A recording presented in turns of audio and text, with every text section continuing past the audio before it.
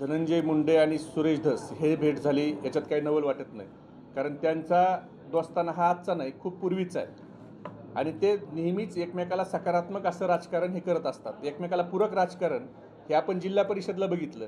जिल्हा परिषदचे खातेवाटप असेल किंवा अध्यक्ष राष्ट्रवादीचा होऊन उपाध्यक्ष धनंजय मुंडे होणार असतील, त्यावेळेला अरुण इंगळे यांचं एक क्रॉस मत होतं, त्याला सोडायला जाणं असेल, म्हणजे नेहमीच त्यांनी एकमेकाला सकारात्मक राजकारण केलेलं आहे. त्यामुळे त्यांचा एवढ्या जुना दोस्ताना जो जयवीरूचा आहे तो इतक्या लवकर संपल असं आपण तरी कशी अपेक्षा करायची.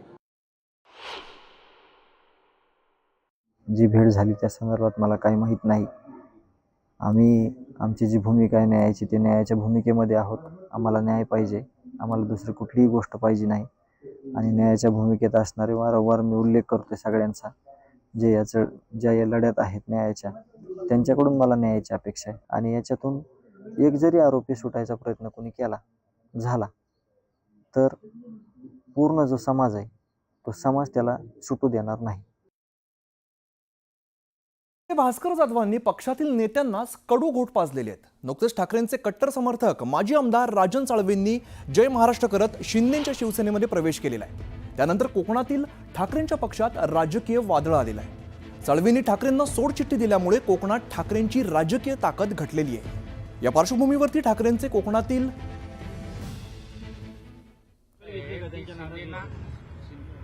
भास्कर जाधव यांच्या नाराजीची दखल पक्षप्रमुख उद्धव ठाकरे यांनी घेतली आहे. आता भास्करराव जाधव आणि पक्षप्रमुखांचं नियमित बोलणं होत असतं. त्यांनी एखादा शब्द बोलणं, आता त्यांच्याकडे तुम्ही लक्ष ठेवता नेहमी त्यांनी बोललं म्हणजे नाराजी असं तुमचं मत आहे. परंतु मला असं वाटतं नियमित समन्वय संपर्क पक्षप्रमुखांचा सगळ्या नेत्यांचा असतो.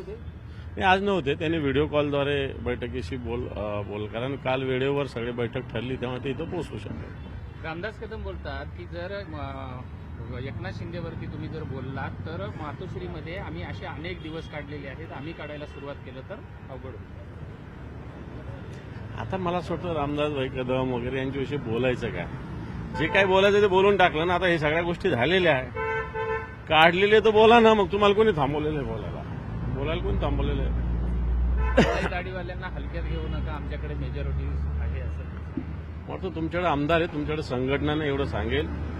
जी शिवसेना प्रमुखाची संघटना आहे ती मान्य उद्धवजी ठाकरे साहेबांकडे आहे. तुमच्याकडं खरेदी विक्री व्यवहारातून आलेली मंडळी आहेत असं मीच म्हणेल, जबाबदारीनं बोलेल मी. एकनाथ शिंदे यांनी रत्नागिरीमध्ये म्हटलं आहे की सगळा खडतर काळातून चालला आहे. पक्षाच्या बाहेर जाणाऱ्यांना थांबवण्याऐवजी त्यांची हकालपट्टी केली जाते. आज सकाळी महाडिक यांची हकालपट्टी झाली आहे, रत्नागिरीतले बने यांची हकालपट्टी झाली आहे पक्षातून. तर थांबवणं हे महत्वाचं की हकालपट्टी महत्वाची? काही लोक पक्षविरोधी काम करत असतील पक्षात राहून, तर मला असं वाटतं पक्षाला या सगळ्या विषयाचा जुने नवे किती काम केले याच्यापेक्षा पक्षाला सध्याच्या घडीला डिसिप्लिन पण महत्वाची ना. पक्षाचे डिसिप्लिन सोडून कोणी पक्षापेक्षा मोठा नाही आहे हा संदेश पण द्यावा लागतो. मला त्या पद्धतीनं तो दिला असेल. एकनाथ शिंदे यांनी रत्नागिरीमध्ये भाषणामध्ये ठाकरेंकडे परिवारवाद आहे तर आमच्याकडे महाराष्ट्रवाद आहे असं म्हटलं आहे. कोणता महाराष्ट्रवाद आहे त्यांच्याकडं? लाडकी बहीण योजनेचं काय होतंय आता? लाडका भाऊचे काय हाल आहे? शेतकऱ्यांची परिस्थिती काय आहे? तुमचा मंत्री म्हणतो की 1 रुपया भिकारी सुद्धा घेत नाही. धनंजय मुंडे काय करतो? काय करतात धनंजय मुंडे? काय कारवाई केली? आणि तुमचं काय हलतं का? ठाण्याशिवाय पान हलतं? तुमच्याकडे परिवारवाद नाही का? परिवारवाद तुमच्याकडे नाही का? फक्त सांगावं त्यांनी कोण आहेत. आता रामदास कदमांचे मुलं मंत्री आहेच ना, कोणते सामंत.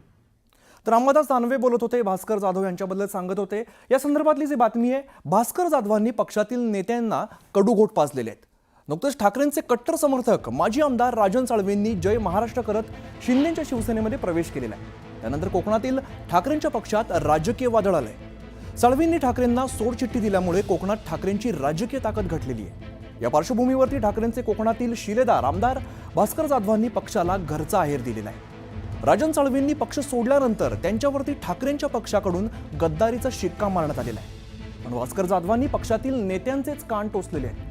राजन साळवेंनी उभाटाला जय महाराष्ट्र केल्यानंतर ठाकरेंचा कोकणातील एकमेव आमदाराने नाराजी व्यक्त केल्यामुळे राजकीय वर्तुळात विविध चर्चांना उधाण आलंय. आपल्याच माणसाच्या आपल्याच उमेदवाराच्या विरोधात काही नेते आणि काही पदाधिकारी उपद्व्याप करतात याचा अनुभव मला सुद्धा आलेला आहे. परंतु माझी भूमिका सातत्याने हीच असते, जरी मी जिंकून आलो माझ्यामुळं तर पराभव पण माझ्यामुळंच. काय घाबरायचं, कशाला चिंता करायची. पण यश माझ्यामुळं आणि अपयश तुमच्यामुळं हे मला मान्य नाही. यश पण माझं आणि अपयश पण माझं. पण ज्यांच्याबद्दल कोणाबद्दल साळवींचा आक्षेप असेल त्यांनी उत्तर देणं योग्य आहे. पण जनरल जर स्टेटमेंट करायचं म्हटलं तर हे उपद्व्याप होत आहे. मलाही वाटतं की माझ्याकडे बऱ्यापैकी अनुभव आहे, अभ्यास आहे, देवानं दिलेलं बऱ्यापैकी वक्तृत्व आहे, काही गोष्टींचा माझ्याकडे अनुभव आहे. पण सगळ्यांना संधी मिळते अशातला भाग नाही ना. सगळ्यांना संधी, मीच काय एकटा आहे अशातला भाग नाही. पण मी स्वतःचा कधी मोठेपणा सांगत नाही, पण मला नाही संधी मिळाली. माझ्या दुर्दैवानं म्हणा, मी कोणाला दोष आज देत नाही, परंतु माझ्या दुःख आहे ना, 100% आहे. माझं तर वाढतं वय आहे.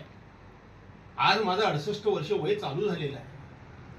योग्य वेळेला जर संधी मला मिळाली असती तर निश्चितपणे याहीपेक्षा भास्कर हा नावाप्रमाणे भास्कर महाराष्ट्राला दिसला असता. शिवसेना पक्षामध्ये विधिमंडळाचा गटनेता म्हणजे नाव ज्या वेळेला चर्चा आली त्यावेळेला सर्वांनीच एक मताने भास्कररावांचं नाव सुचवलं आणि त्यामध्ये त्यांचा सुद्धा सन्मान आहे. आता पुढेचं नेमकं त्यांना काय बोलायचं आहे ते मी काय ऐकलेलं नसल्यामुळे काय मी प्रतिक्रिया देऊ शकत नाही. त्यांच्याशी आमची काली चर्चा झाली. आज आम्ही एकत्र भेटतो आहोत, सगळेच शिवसेना नेते, आणि आम्ही काही कोणाची खंत असेल त्याच्यावर आम्ही चर्चा करू. त्यांचं नेतृत्व हे खरोखरच संघटन कौशल्याचं आहे. ते एखाद्या पक्षाची बाजू चांगल्या पद्धतीनं मांडू शकतात. आता तशा त्यांच्या व्यक्तिमत्वाचा उपयोग करून घेतला नाही हे पक्षाचं दुर्दैव आहे, भास्कर जाधवांचं नाही. भास्करराव हे माझे अतिशय जवळचे मित्र आहेत आणि ते काय अन्याय सहन करणारा तो नेता नाही आहे. निश्चितच भविष्याचा त्यांनी काही विचार केला असेल त्याचं स्वागतच आहे. इकडे राज्यातील आगामी स्थानिक स्वराज्य संस्थांच्या निवडणुकांवरून महायुतीमध्ये आतापासूनच खटके उडायला सुरुवात झालेली आहे. मुंबई महापालिकेसह राज्यातील 29 महापालिकांच्या निवडणुका रखडलेल्या आहेत, तर 22 जिल्हा परिषदांच्याही निवडणुका झालेल्या नाहीयेत. महापालिका निवडणुका कधी होणार हे अजून स्पष्ट झालेलं नाहीये. पण आगामी निवडणुकांच्या पार्श्वभूमीवरती भाजपाच्या काही नेत्यांनी 100% भाजपाचा नारा दिलेला आहे. तर कार्यकर्त्यांची इच्छा असेल तर स्वबळावरती लढू असं शिवसेनेकडून सुद्धा स्पष्ट करण्यात आलंय. चव्हाण साहेब, येणाऱ्या निवडणुका आपण 100% भाजपच्याच दिशेने आपण लढवलं पाहिजे. 100% होऊन जाऊन दे ना, मैत्रीपूर्ण लढत लढू, काय हरकत नाही. तुम्ही वरिष्ठांची चर्चा करा, आम्हाला सांगा, मैत्रीपूर्ण निवडणुका होऊन जाऊन दे, ताकदीने लढू. जे येतील तो पुढे महायुतीचेच बसणार आहे, दुसरं कोण तिथे बसणार नाही. आम्ही काय बसायला देणार नाही. चुकून काय 2-4 निवडून आले तर नाही फोडून आम्ही आतमध्ये घेणार. नेते जे आहेत ना, उगाच तरी काही आपलं मतं मांडायचा प्रयत्न करतात आणि ते मीडियाच्या माध्यमातून. मी त्यांना सांगेल की तुम्हाला जे काही सांगायचं तुमच्या नेत्याला सांगा. आम्ही महायुती म्हणून लढणार आहोत, महायुती म्हणून लढायची आमची इच्छा आहे. परंतु जर स्थानिक पातळीवर जर कार्यकर्त्याचं काही म्हणणं असलं तर ते आम्हालाही मान्य करावं लागेल.